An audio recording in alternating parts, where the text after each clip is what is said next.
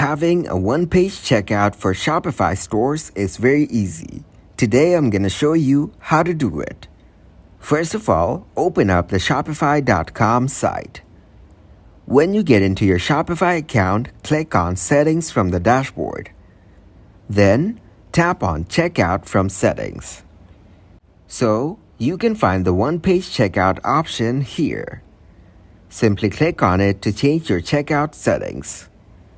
Then, get back to the home page of Shopify.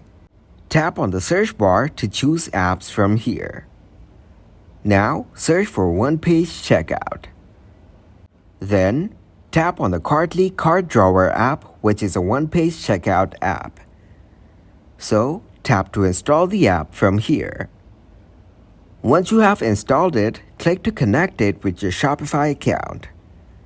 Then, you will have one-page checkout in your Shopify account.